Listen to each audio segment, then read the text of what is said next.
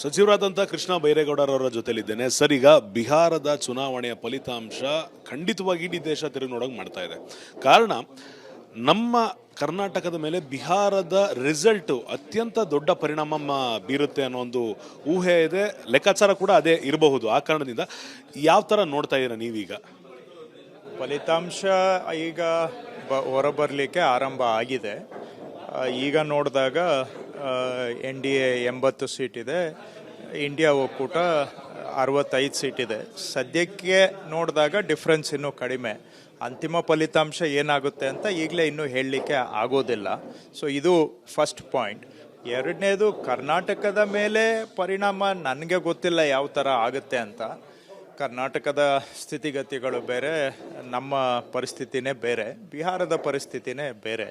ಬಿಹಾರದಲ್ಲಿ ಮುಖ್ಯವಾಗಿ ನಾವು RJD ಜೊತೆಗೆ ಅವರು ಮೇಯ್ನ್ ಪಾರ್ಟ್ನರು, ನಾವು ಅವ್ರ ಜೊತೆಗೆ ಇರ್ತಕ್ಕಂಥವ್ರು. ಆದರೆ ಕರ್ನಾಟಕದಲ್ಲಿ ನಾವು ಸ್ವತಂತ್ರವಾಗಿ ಸುದೀರ್ಘವಾಗಿ ಆಡಳಿತ, ಆಮೇಲೆ ಕರ್ನಾಟಕದಲ್ಲಿ ಸ್ವತಂತ್ರ ಬಹುಮತ ಪಡೆದಿರುವ ಏಕೈಕ ಪಕ್ಷ ಅಂದರೆ ಕಾಂಗ್ರೆಸ್ ಪಕ್ಷ ಕಳೆದ ನೀವು 30 ವರ್ಷ ನೋಡಿದಾಗ. ಹಾಗಾಗಿ ಹೋಲಿಕೆ ಎಷ್ಟು ಮಟ್ಟಿಗೆ ಸಮಂಜಸ ನನಗೆ ಗೊತ್ತಿಲ್ಲ. ದೇಶದಲ್ಲಿ ಏನೋ ಒಂದು ಟ್ರೆಂಡ್ ಸೆಟ್ಟಿಂಗ್ ಪರ್ಪಸ್ಗೆ ಆಗ್ಬೋದು. ಆದರೆ ನಾವು ನೋಡಿದ್ದೇವೆ ಹಿಂದೆ 6 ರಾಜ್ಯಗಳದ್ದು ಚುನಾವಣೆ ನಡೆದಾಗ ಎಲ್ಲ ಅಪೋಸಿಷನ್ ಪಾರ್ಟಿ ಪರವಾಗಿ ರಿಸಲ್ಟ್ ಬಂದು ಆ ನಂತರ ಪಾರ್ಲಿಮೆಂಟ್ ಎಲೆಕ್ಷನಲ್ಲಿ ಉಲ್ಟಾ ಆಗಿದ್ದು ನೋಡಿದ್ದೇವೆ.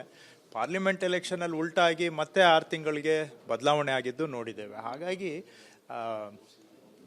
ಇದನ್ನು ನಾವು ರಾಜಕೀಯದಲ್ಲಿ ಇದನ್ನು ಗಮನದಲ್ಲಿ ಇಟ್ಕೋಬೇಕು. ನಾನು ಏನು ಪೂರ್ತಿ ಡಿಸ್ಕೌಂಟ್ ಮಾಡೋದಿಲ್ಲ ಇದರ ಫಲಿತಾಂಶ ಏನು ಬಿಡ್ರಿ ಅಂತ. ಆದರೆ ಎಷ್ಟು ಮಟ್ಟಿಗೆ ಪರಿಣಾಮ ಅನ್ನೋದ್ರ ಬಗ್ಗೆ ನಾವು ಸ್ವಲ್ಪ ಅಷ್ಟು ಭಾಳ ದೊಡ್ಡ ಪರಿಣಾಮ ಏನು ಬೀರ್ಲಿಕ್ಕಿಲ್ಲ.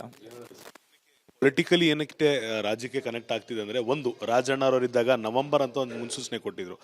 ಇದಾದ್ಮೇಲೆ ಬೇರೆ ಬೇರೆ ಆಯಾಮಗಳಲ್ಲಿ ನವೆಂಬರ್ ಯಾಕೆ ಅಂದಾಗ ಬಿಹಾರದ ರಿಸಲ್ಟ್ ಬರುತ್ತೆ. ಒಂದು ವೇಳೆ ಕಾಂಗ್ರೆಸ್ ಮಹಾಗಠಬಂಧನ ಕ್ಲಿಕ್ ಆಯಿತು ಅಂದರೆ ಗೌರ್ಮೆಂಟ್ನಲ್ಲಿ ರೀಶಫಲ್ ಕರ್ನಾಟಕದಲ್ಲಿ ಆಗುತ್ತೆ. ಒಂದು ವೇಳೆ ಕಾಂಗ್ರೆಸ್ ಕ್ಲಿಕ್ ಆಗಲಿಲ್ಲ, ಮಹಾಗಠಬಂಧನ್ ಮುರಿದು ಬಿತ್ತು ಅಂದಾಗ ಇಲ್ಲಿ ಕ್ಯಾಬಿನೆಟ್ ಸಣ್ಣ ಪುಟ್ಟ ರೀಶಫಲ್ ಆಗುತ್ತೆ, CM ಬದಲಾವಣೆ ಕೂಡ ಚಾನ್ಸ್.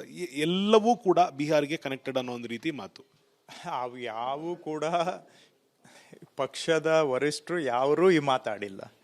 ಇದೆಲ್ಲವೂ ಕೂಡ ಅಫಿಷಿಯಲ್ ಪರ್ಸನ್ಸ್. ಅದು ಅಫಿಷಿಯಲ್ ಪರ್ಸನ್ ಅಂದರೆ ರಾಷ್ಟ್ರೀಯ ಕಾಂಗ್ರೆಸ್ ಅಧ್ಯಕ್ಷರು ಬರ್ತಾರೆ, ನಮ್ಮ ಜನರಲ್ ಸೆಕ್ರೆಟರಿ ಇನ್ಚಾರ್ಜ್ ಬರ್ತಾರೆ, ಜನರಲ್ ಸೆಕ್ರೆಟರಿ ಸಂಘಟನೆ ಅಂತ ಇದೆ ನಮ್ಮಲ್ಲಿ ಆರ್ಗನೈಸೇಷನ್, ಆಮೇಲೆ CM, DCM, ಪಕ್ಷದ ಅಧ್ಯಕ್ಷರು. ಇಷ್ಟು ಜನ ಯಾರೂ ಕೂಡ ಈ ಮಾತಾಡಿಲ್ಲ. ಉಳಿದವರು ಮಾತಾಡಿದ ಮಾತುಗಳಿಗೆ ನಾನು ಅದಕ್ಕೆ ದೊಡ್ಡ ಬೆಲೆ ಕೊಡಲಿಕ್ಕೆ ಹೋಗೋದಿಲ್ಲ. ಇವತ್ತು ಒಂಥರ ಸ್ಪೆಕ್ಯುಲೇಷನ್ ಮಾಡೋದೇ ಸುದ್ದಿಯ ರೂಪ ಆಗಿಬಿಟ್ಟಿದೆ. ಅಂಥ ಕಾಲದಲ್ಲಿ ಅದು ಅವರವ್ರ ಸ್ವಾತಂತ್ರ್ಯ. ಆದರೆ ಅದಕ್ಕೆ ನಾನು ಹೆಚ್ಚಿಗೆ ಬೆಲೆ ಕೊಟ್ಟು ಅದನ್ನು ದೊಡ್ಡದಾಗಿ ನಾವು ಪರಿಗಣಿಸೋದಕ್ಕೆ ಹೋಗೋದಿಲ್ಲ. ಇಷ್ಟು ಮಾತ್ರ ಹೇಳಬಲ್ಲೆ, ಪಕ್ಷದವರು ಯಾರೂ ಕೂಡ ಈ ಮಾತುಗಳನ್ನು ಆಡಿಲ್ಲ. ಹಾಗಾಗಿ ಅದಕ್ಕೆ ಭಾಳ ಮಹತ್ವ ಕೊಡೋ ಅವಶ್ಯಕತೆ ಇಲ್ಲ. ಕೊನೆಯದಾಗಿ ಸರ್, BJP ಮೊದಲಿಂದ ಆರೋಪ ಮಾಡ್ಕೊಂಡ್ಬಂದಿರುವಂಥ ಒಂದು ವಿಚಾರ ಅಂದರೆ ಇಲ್ಲಿ ಗ್ಯಾರಂಟಿ ಫೇಲ್ಯೂರ್ ಆಗಿದೆ.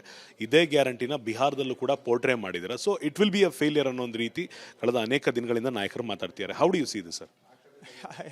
BJPಯವರು ಎಷ್ಟು ಏನು ಗೋಸುಂಬೆ ರಾಜಕೀಯ ಅಂದರೆ ಇಲ್ಲಿ ಟೀಕೆ ಮಾಡೋದು ಮಾಡ್ತಾರೆ. ಆದರೆ ನಮ್ಮ ಗ್ಯಾರಂಟಿಗಳನ್ನು ಅವರೆಲ್ಲ ರಾಜ್ಯಗಳಲ್ಲಿ ಅನುಷ್ಠಾನ ಮಾಡ್ತಾ ಇದ್ದಾರೆ. ಮಹಾರಾಷ್ಟ್ರದಲ್ಲಿ ಮಾಡಿದ್ದಾರೆ, ಮಧ್ಯಪ್ರದೇಶಲ್ಲಿ ಮಾಡಿದ್ದಾರೆ, ಹರಿಯಾಣದಲ್ಲಿ ಮಾಡಿದ್ದಾರೆ, ಈಗ ಬಿಹಾರದಲ್ಲೂ ಕೂಡ ಅಲ್ಲೂ ಕೂಡ ಇನ್ನು ಅನುಷ್ಠಾನ ಮಾಡಿದ್ದಾರೆ. ಆಲ್ರೆಡಿ ಎಲೆಕ್ಷನ್ಗೆ ಮೊದಲೇ ಅನುಷ್ಠಾನ ಮಾಡಿದ್ದಾರೆ. ಇಲ್ಲಾಂದರೆ ಸೋತೋಗ್ತೀವಿ ಅನ್ನೋ ಭಯದಿಂದ.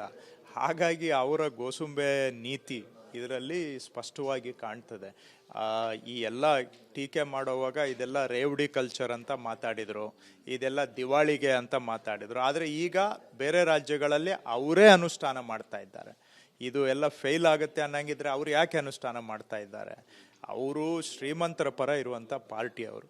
ಅವರಿಗೆ ಅನಿವಾರ್ಯವಾಗಿ ಇವತ್ತು ನಮ್ಮ ಗ್ಯಾರಂಟಿ ಯೋಜನೆಗಳನ್ನು ಬೇರೆ ಬೇರೆ ರಾಜ್ಯಗಳಲ್ಲಿ ಬೇರೆ ಬೇರೆ ರೂಪದಲ್ಲಿ ಮಾಡ್ತಾ ಇದ್ದಾರೆ ಅನಿವಾರ್ಯವಾಗಿ. ಆದರೆ ಅವರಿಗೆ ಹೊಟ್ಟೆ ನೋವು. ಶ್ರೀಮಂತರಿಗೆ ಕೆಲಸ ಮಾಡಬೇಕಾಗಿರುವಂಥ ಪಾರ್ಟಿ ಅನಿವಾರ್ಯವಾಗಿ ಬಡವ್ರಿಗೆ ಏನೋ ಅಷ್ಟೋ ಇಷ್ಟೋ ಮಾಡ್ತಾ ಇದ್ದೀವಿ ಅಂತ ಅವರಿಗೆ ಸಹಿಸಲಿಕ್ಕೆ ಆಗದೆ ಅಸಹನೆಯಿಂದ ಅಂಥ ಮಾತುಗಳನ್ನು BJPಯವರು ಆಡ್ತಾ ಇದ್ದಾರೆ. ಇದು ನೋಡ್ರಿ, ರಾಜಕೀಯ ಲಾಭ ನಷ್ಟ ಒಂದು ಕಡೆಗೆ. ಇವತ್ತು ಶ್ರೀಮಂತರು ದೇಶದಲ್ಲಿ ಇನ್ನಷ್ಟು ಶ್ರೀಮಂತರಾಗ್ತಾ ಇದ್ದಾರೆ, ಬಡವರಾಗ್ತಾ ಇದ್ದಾರೆ. ಇಂಥ ಕಾಲದಲ್ಲಿ ಬಡವರಿಗೂ ಕೂಡ ರಕ್ಷಣೆ ಮಾಡುವಂಥದ್ದು ನಮ್ಮ ಕರ್ತವ್ಯ. ಶ್ರೀಮಂತರು ಬಡವರ ನಡುವೆ ದಿನೇ ದಿನೇ ಅಂತರ ಬೆಳೀತಾ ಇದೆ. ದೇಶದ ಆಸ್ತಿ ಸಂಪತ್ತು ಎಲ್ಲ ಕೆಲವು ಶ್ರೀಮಂತರ ಪಾಲಾಗ್ತಾ ಇದೆ. ಅಂಥ ಸಂದರ್ಭದಲ್ಲಿ ಗ್ಯಾರಂಟಿ ಮುಖಾಂತರ ಬಡವರಿಗೂ ಕೂಡ ಈ ಜೊತೆಗೆ ಕೊಂಡೊಯ್ಯುವಂಥ ಕೆಲಸ ನಾವು ಮಾಡ್ತಾ ಇದ್ದೇವೆ. ರಾಜಕೀಯ ಲಾಭ ನಷ್ಟ ಎಷ್ಟಾಗುತ್ತೆ ಅದು ಆಮೇಲೆ ಸಮಯ ತೀರ್ಮಾನ ಮಾಡುತ್ತೆ. ಇಷ್ಟಾಗಿತ್ತು ಸಚಿವರಾದಂಥ ಕೃಷ್ಣ ಬೈರೇಗೌಡರವರ ಮಾತು. ಕ್ಯಾಮರಾ ಪರ್ಸನ್ ಮಂಜುನಾಥ್ ಜೊತೆ ಅಭಿಷೇಕ್ ವಿವಿ, ರಿಪಬ್ಲಿಕ್ ಕನ್ನಡ, ಬೆಂಗಳೂರು. ಸಚಿವರಾದಂಥ ಕೃಷ್ಣ ಬೈರೇಗೌಡರವರ ಜೊತೆಲಿದ್ದೇನೆ. ಸರ್, ಈಗ ಬಿಹಾರದ ಚುನಾವಣೆಯ ಫಲಿತಾಂಶ ಖಂಡಿತವಾಗಿ ಇಡೀ ದೇಶ ತಿರುಗಿ ನೋಡೋಕೆ ಮಾಡ್ತಾ ಇದೆ. ಕಾರಣ, ನಮ್ಮ ಕರ್ನಾಟಕದ ಮೇಲೆ ಬಿಹಾರದ ರಿಸಲ್ಟ್ ಅತ್ಯಂತ ದೊಡ್ಡ ಪರಿಣಾಮ ಬೀರುತ್ತೆ ಅನ್ನೋ ಒಂದು ಊಹೆ ಇದೆ, ಲೆಕ್ಕಾಚಾರ ಕೂಡ ಅದೇ ಇರಬಹುದು. ಆ ಕಾರಣದಿಂದ ಯಾವ ಥರ ನೋಡ್ತಾ ಇದ್ದೀರಾ ನೀವೀಗ? ಫಲಿತಾಂಶ ಈಗ ಹೊರಬರಲಿಕ್ಕೆ ಆರಂಭ ಆಗಿದೆ. ಈಗ ನೋಡಿದಾಗ NDA 80 ಸೀಟ್ ಇದೆ, ಇಂಡಿಯಾ ಒಕ್ಕೂಟ 65 ಸೀಟ್ ಇದೆ. ಸದ್ಯಕ್ಕೆ ನೋಡಿದಾಗ ಡಿಫ್ರೆನ್ಸ್ ಇನ್ನೂ ಕಡಿಮೆ. ಅಂತಿಮ ಫಲಿತಾಂಶ ಏನಾಗುತ್ತೆ ಅಂತ ಈಗಲೇ ಇನ್ನೂ ಹೇಳಲಿಕ್ಕೆ ಆಗೋದಿಲ್ಲ. ಸೊ ಇದು ಫಸ್ಟ್ ಪಾಯಿಂಟ್. ಎರಡನೇದು, ಕರ್ನಾಟಕದ ಮೇಲೆ ಪರಿಣಾಮ ನನಗೆ ಗೊತ್ತಿಲ್ಲ ಯಾವ ಥರ ಆಗುತ್ತೆ ಅಂತ. ಕರ್ನಾಟಕದ ಸ್ಥಿತಿಗತಿಗಳು ಬೇರೆ, ನಮ್ಮ ಪರಿಸ್ಥಿತಿನೇ ಬೇರೆ, ಬಿಹಾರದ ಪರಿಸ್ಥಿತಿನೇ ಬೇರೆ. ಬಿಹಾರದಲ್ಲಿ ಮುಖ್ಯವಾಗಿ ನಾವು RJD ಜೊತೆಗೆ ಅವರು ಮೇಯ್ನ್ ಪಾರ್ಟ್ನರು, ನಾವು ಅವ್ರ ಜೊತೆಗೆ ಇರ್ತಕ್ಕಂಥವ್ರು. ಆದರೆ ಕರ್ನಾಟಕದಲ್ಲಿ ನಾವು ಸ್ವತಂತ್ರವಾಗಿ ಸುದೀರ್ಘವಾಗಿ ಆಡಳಿತ, ಆಮೇಲೆ ಕರ್ನಾಟಕದಲ್ಲಿ ಸ್ವತಂತ್ರ ಬಹುಮತ ಪಡೆದಿರುವ ಏಕೈಕ ಪಕ್ಷ ಅಂದರೆ ಕಾಂಗ್ರೆಸ್ ಪಕ್ಷ ಕಳೆದ ನೀವು 30 ವರ್ಷ ನೋಡಿದಾಗ. ಹಾಗಾಗಿ ಹೋಲಿಕೆ ಎಷ್ಟು ಮಟ್ಟಿಗೆ ಸಮಂಜಸ ನನಗೆ ಗೊತ್ತಿಲ್ಲ. ದೇಶದಲ್ಲಿ ಏನೋ ಒಂದು ಟ್ರೆಂಡ್ ಸೆಟ್ಟಿಂಗ್ ಪರ್ಪಸ್ಗೆ ಆಗ್ಬೋದು. ಆದರೆ ನಾವು ನೋಡಿದ್ದೇವೆ ಹಿಂದೆ 6 ರಾಜ್ಯಗಳದ್ದು ಚುನಾವಣೆ ನಡೆದಾಗ ಎಲ್ಲ ಅಪೋಸಿಷನ್ ಪಾರ್ಟಿ ಪರವಾಗಿ ರಿಸಲ್ಟ್ ಬಂದು ಆ ನಂತರ ಪಾರ್ಲಿಮೆಂಟ್ ಎಲೆಕ್ಷನಲ್ಲಿ ಉಲ್ಟಾ ಆಗಿದ್ದು ನೋಡಿದ್ದೇವೆ. ಪಾರ್ಲಿಮೆಂಟ್ ಎಲೆಕ್ಷನಲ್ಲಿ ಉಲ್ಟಾ ಆಗಿ ಮತ್ತೆ 6 ತಿಂಗಳಿಗೆ ಬದಲಾವಣೆ ಆಗಿದ್ದು ನೋಡಿದ್ದೇವೆ. ಹಾಗಾಗಿ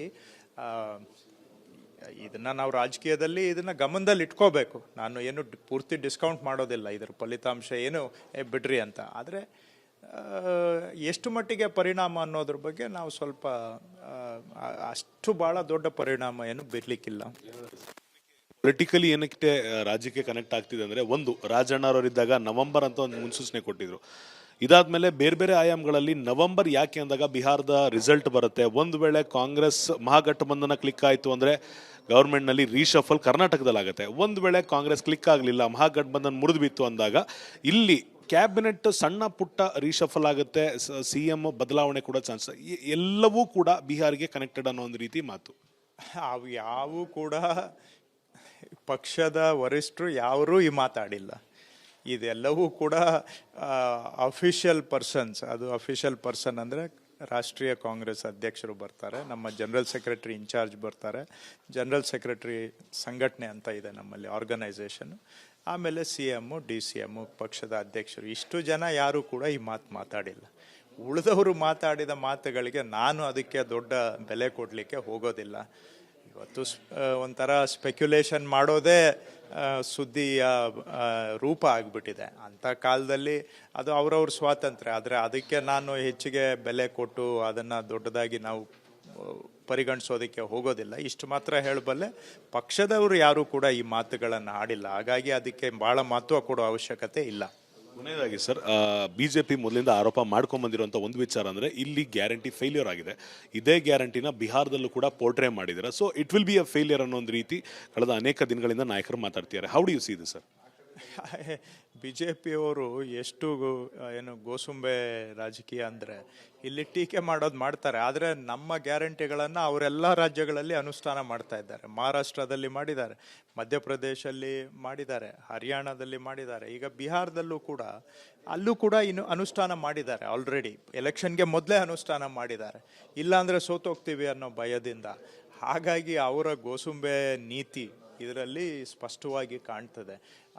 ಈ ಎಲ್ಲ ಟೀಕೆ ಮಾಡುವಾಗ ಇದೆಲ್ಲ ರೇವಡಿ ಕಲ್ಚರ್ ಅಂತ ಮಾತಾಡಿದರು, ಇದೆಲ್ಲ ದಿವಾಳಿಗೆ ಅಂತ ಮಾತಾಡಿದರು. ಆದರೆ ಈಗ ಬೇರೆ ರಾಜ್ಯಗಳಲ್ಲಿ ಅವರೇ ಅನುಷ್ಠಾನ ಮಾಡ್ತಾ ಇದ್ದಾರೆ. ಇದು ಎಲ್ಲ ಫೇಲ್ ಆಗುತ್ತೆ ಅನ್ನಂಗಿದ್ರೆ ಅವ್ರು ಯಾಕೆ ಅನುಷ್ಠಾನ ಮಾಡ್ತಾ ಇದ್ದಾರೆ? ಅವರು ಶ್ರೀಮಂತರ ಪರ ಇರುವಂಥ ಪಾರ್ಟಿ ಅವರು. ಅವರಿಗೆ ಅನಿವಾರ್ಯವಾಗಿ ಇವತ್ತು ನಮ್ಮ ಗ್ಯಾರಂಟಿ ಯೋಜನೆಗಳನ್ನು ಬೇರೆ ಬೇರೆ ರಾಜ್ಯಗಳಲ್ಲಿ ಬೇರೆ ಬೇರೆ ರೂಪದಲ್ಲಿ ಮಾಡ್ತಾ ಇದ್ದಾರೆ ಅನಿವಾರ್ಯವಾಗಿ. ಆದರೆ ಅವರಿಗೆ ಹೊಟ್ಟೆ ನೋವು. ಶ್ರೀಮಂತರಿಗೆ ಕೆಲಸ ಮಾಡಬೇಕಾಗಿರುವಂಥ ಪಾರ್ಟಿ ಅನಿವಾರ್ಯವಾಗಿ ಬಡವ್ರಿಗೆ ಏನೋ ಅಷ್ಟೋ ಇಷ್ಟೋ ಮಾಡ್ತಾ ಇದ್ದೀವಿ ಅಂತ ಅವರಿಗೆ ಸಹಿಸ್ಲಿಕ್ಕೆ ಆಗದೆ ಅಸಹನೆಯಿಂದ ಅಂಥ ಮಾತುಗಳನ್ನು ಬಿ ಜೆ ಪಿಯವರು ಆಡ್ತಾ ಇದ್ದಾರೆ. ಇದು ನೋಡ್ರಿ, ರಾಜಕೀಯ ಲಾಭ ನಷ್ಟ ಒಂದು ಕಡೆಗೆ, ಇವತ್ತು ಶ್ರೀಮಂತರು ದೇಶದಲ್ಲಿ ಇನ್ನಷ್ಟು ಶ್ರೀಮಂತರಾಗ್ತಾ ಇದ್ದಾರೆ, ಬಡವರಾಗ್ತಾ ಇದ್ದಾರೆ. ಇಂಥ ಕಾಲದಲ್ಲಿ ಬಡವರಿಗೂ ಕೂಡ ರಕ್ಷಣೆ ಮಾಡುವಂಥದ್ದು ನಮ್ಮ ಕರ್ತವ್ಯ. ಶ್ರೀಮಂತರು ಬಡವರ ನಡುವೆ ದಿನೇ ದಿನೇ ಅಂತರ ಬೆಳೀತಾ ಇದೆ. ದೇಶದ ಆಸ್ತಿ ಸಂಪತ್ತು ಎಲ್ಲ ಕೆಲವು ಶ್ರೀಮಂತರ ಪಾಲಾಗ್ತಾ ಇದೆ. ಅಂಥ ಸಂದರ್ಭದಲ್ಲಿ ಗ್ಯಾರಂಟಿ ಮುಖಾಂತರ ಬಡವರಿಗೂ ಕೂಡ ಈ ಜೊತೆಗೆ ಕೊಂಡೊಯ್ಯುವಂಥ ಕೆಲಸ ನಾವು ಮಾಡ್ತಾ ಇದ್ದೇವೆ. ರಾಜಕೀಯ ಲಾಭ ನಷ್ಟ ಎಷ್ಟಾಗುತ್ತೆ ಅದು ಆಮೇಲೆ ಸಮಯ ತೀರ್ಮಾನ ಮಾಡುತ್ತೆ. ಇಷ್ಟಾಗಿತ್ತು ಸಚಿವರಾದಂಥ ಕೃಷ್ಣ ಬೈರೇಗೌಡರವರ ಮಾತು. ಕ್ಯಾಮರಾ ಪರ್ಸನ್ ಮಂಜುನಾಥ್ ಜೊತೆ ಅಭಿಷೇಕ್ ವಿವಿ, ರಿಪಬ್ಲಿಕ್ ಕನ್ನಡ, ಬೆಂಗಳೂರು.